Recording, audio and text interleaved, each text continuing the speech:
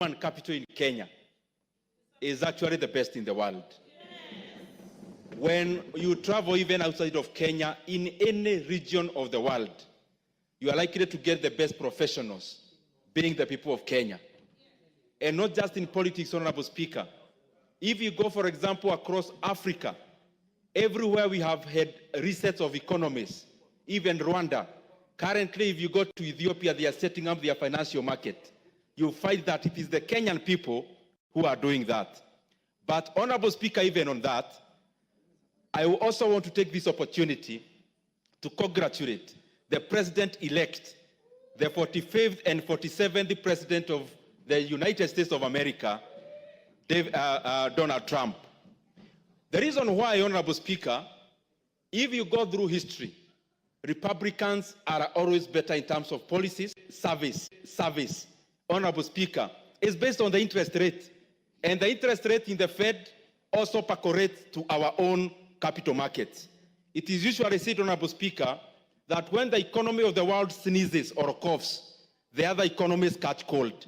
And I want to believe that going forward, the United States will be more responsible in exercise of their power, and especially given the fact that their currency is the global reserve. And Honorable Speaker, the same reason we saw yesterday, after the win, we saw the markets across the world responding. We saw Dow Jones, we saw all the global markets responding positively, because every person in the world knows that Republicans are better for the economy of the world, are better for the global south, and we look for very good. Why did you disconnect Honorable Ndindi Nyoro when talking about Trump?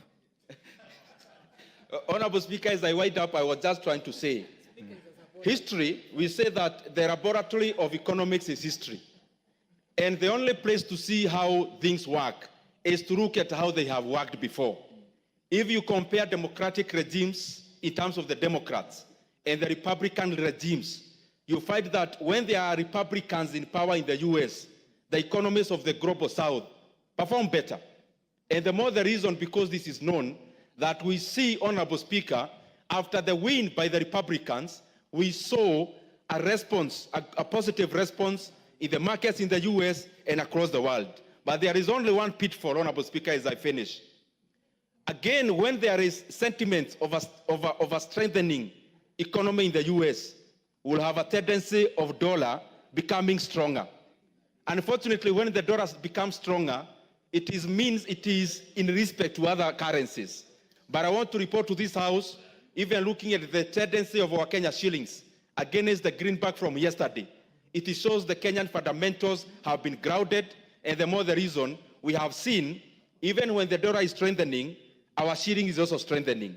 And lastly, we also hope the United States will also not bring about a lot of economic wars, and especially with China. We do not expect to see the kind of tariff wars because they also affect our economies. So we expect that going forward, we'll see sunshine where the same US economy have poured cold water in the economies. We foresee, Honorable Speaker, that going forward, we will have warmth in the economies like Kenya, and we'll see progress across all the economies of the world. I thank you, Mr. Speaker. Thank you, Chair, Budget Appropriations Committee. The Honorable Jerusha Mumanyi.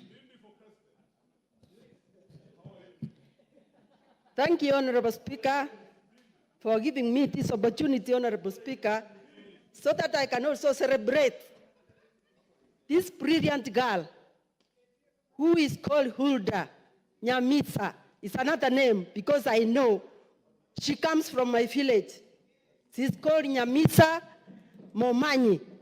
And you also know that I am Momanyi Jerusha. That means we share that name from the same parents. I want to congratulate this girl because she acknowledged that we are not even able to explain. We are so happy. The people of Nyamira are so happy. The people of Kenya are so... And it really is not a preserve of the Honorable Jerusha Momanyi. They are not related. They just come from the same area. Thank you very much. Honorable, Mr. Speaker. Honorable Soro, for the avoidance of doubt, in Africa we don't have cousins. Yeah, we We are don't. brothers and sisters. So continue, Honorable Jerusha Mumani. Sure, Honorable Speaker, thank you for informing your Soro. Soro should know that whoever is called your name and who comes from your village, that's your sister or your brother. I'm so grateful that Hulda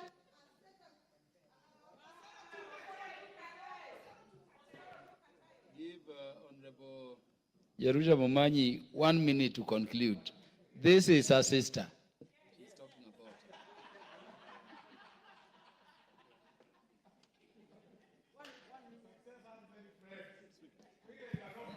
about. We are so happy. That is why Osoro is also excited like I am excited. I want to urge every Kenyan who is living anywhere in this world to come up and ask for elective posts, because we have been proven as Kenyans and as Nyamirans that we are so happy and we know how to do the work. Wherever we have been given the job, we do. It is because